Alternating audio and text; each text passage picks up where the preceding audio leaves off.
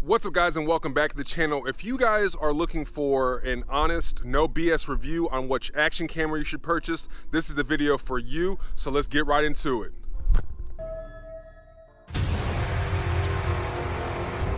Alright guys, so the video is going to be broken up into two different sections. The first section, we're going to go over the pros and cons of each action camera. The second section is going to be me showing you guys footage that I've captured using the GoPro and the Akaso, so you want to stay to the end of the video to see that. There's two major reasons why I wanted to purchase a second action camera. One being that there's a wide list of cons that I have with the GoPro, which I will go through shortly. And number two is I wanted to give my wife an action camera so she could record a second angle for footage of when we're riding the four-wheelers for you guys to bring better content to the channel. And a couple of the cons I have is that it will just shut off. So even when creating this video, the GoPro has randomly shut off on me twice. The battery's charged, the micro SD card has almost 4 hours of room on it, so those aren't really the issues. The temperature's warm enough, so that's not the issue.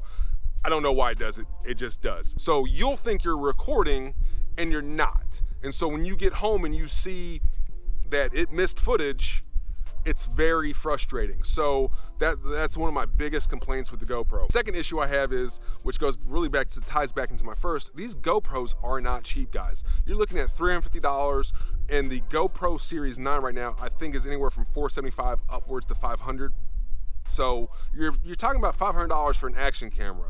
It's getting quite expensive. Another issue I have with it, the app software is okay. You have to actually, for me, the GoPro has to be on, and so I have to like set it to start. I have to start recording before my phone will actually connect to the GoPro, which to me seems weird. I should be able to just connect to the GoPro even with it off. It doesn't want to connect sometimes, even if it is recording or it's not recording, so you have to then have to put in picture mode for it to be on so that my iPhone can connect to it. The software is kind of glitchy. I give it like 3.5 stars out of 5. I do like how you control the GoPro with your phone, and I do like how you can view a lower resolution video on your phone from the GoPro, which is cool. But like getting it connected is a headache. I feel like something's wrong there, something's missing, I don't know. Another issue with the GoPros, the batteries. I'll be honest with you guys, I record at 2K at 60 frames per second. I'll be lucky if I get 45 minutes to an hour of record time out of that battery. If you're recording at 1080, yeah, you're probably gonna be able to push an hour, maybe an hour and a half. I think that's probably pushing it, but these batteries, these GoPros eat through batteries like no one's business. So when I'm out on the trail, I literally ride for about 45 minutes or so, we take a break. When we're taking a break, now I'm out on the trail replacing my battery because I know I'm at like about 30%, but I know that battery is going to be gone within like a couple minutes of riding, so I have to put a fresh battery in. If we're out riding, I now carry at least 2 spare batteries with me, if not 3.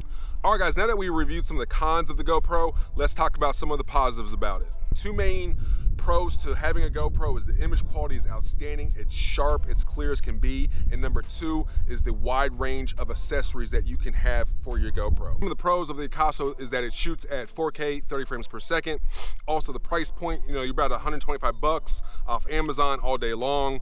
You get a slew of accessories, all your different attachments, and so that's awesome. It comes with a extra battery, and so to put that in perspective, the GoPro only comes with 1 battery. So you get, with the Akaso, you're getting 2 batteries and a dual charging, so you can charge them at the same time. The menu on the Akaso is very simple. Oh, you want to change resolution? You click resolution, you select what resolution. All right guys, now that we reviewed the positives of the Akaso, let's talk about some of the negatives. The biggest issue that I have with the Akaso Brave 7 LE is the image quality, guys. Shooting at 2K, 60 frames per second, guys, that footage for my channel is not usable. Now, I did bump it up to 4K and the image quality did improve drastically. However, I believe that image quality still is not on par with the GoPro at 2K. So I'm shooting at 4K with the Akaso and it's still not on par with the GoPro at 2K. So just something to think about, guys. If you do pick up the Akaso, I would highly advise that you shoot in 4K. The deal breaker for me with the Akaso was my wife reviews all my videos prior to me uploading them. I forgot to ask her, hey, did you look at the Akaso footage? I did mean to tell you the Akaso footage is not as clear as the GoPro footage. And so for me, if she's noticing it, I'm going to assume that you guys are noticing it, and even if you aren't noticing it, I notice it, and to me, it's a deal breaker, guys. When I mentioned there's 2 sections to the video, the second section was reviewing footage. Let's go ahead and do so.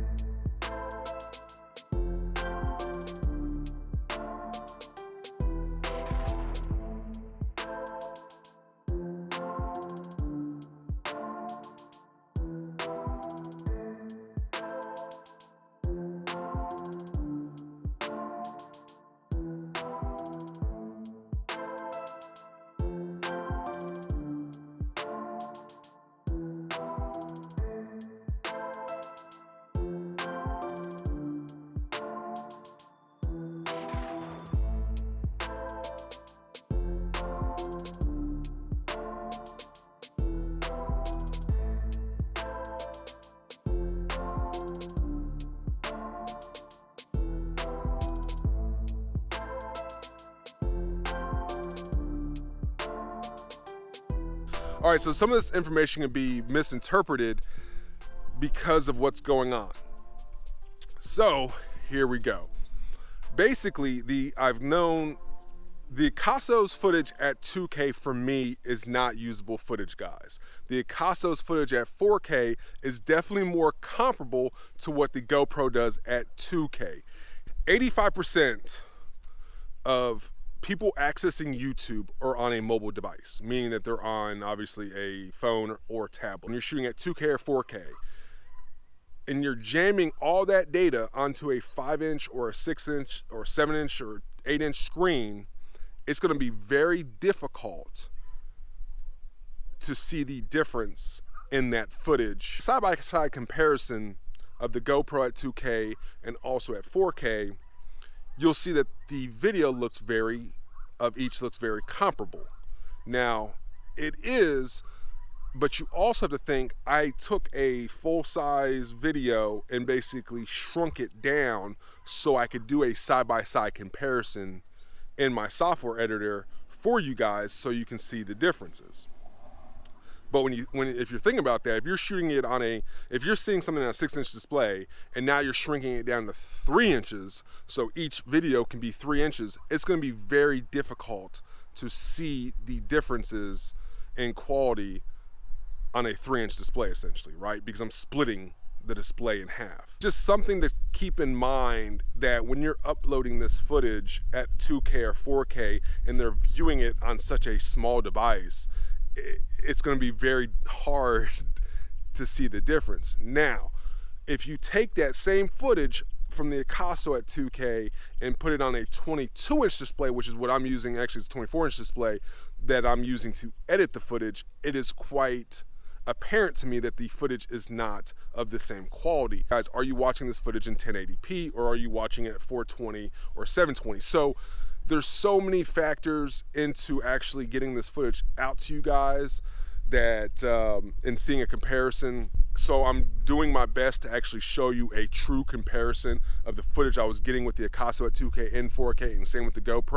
My overall grade with the GoPro is a solid A. If I can fix this random shutting off issue and the connectivity issue with the software, A+. There'd be no reason to buy anything else for me. The Akaso is anywhere from a D+ to a B-. And the reason why it's such a wide spectrum is because the 2K footage that I'm getting with the Akaso is not usable, so it's D+. The 4K footage I'm getting is decent, and sometimes the 4K footage is really good. Sometimes the 4K footage is average, which would be like a B or C+. So the issue I have with the Akaso overall is the inconsistency of what image quality I'm gonna get even shooting at 4K. Am I gonna get footage that's phenomenal, you know, B+ footage that's very comparable to what I'm getting with my GoPro, maybe sometimes better in a sense, or am I gonna get footage that's not usable? And I think that's my issue with the Akaso and why it's actually going to be still going back, is because of the inconsistency. And that's just another day hanging out with your boy PA. I'm going to catch you on the next one. Peace.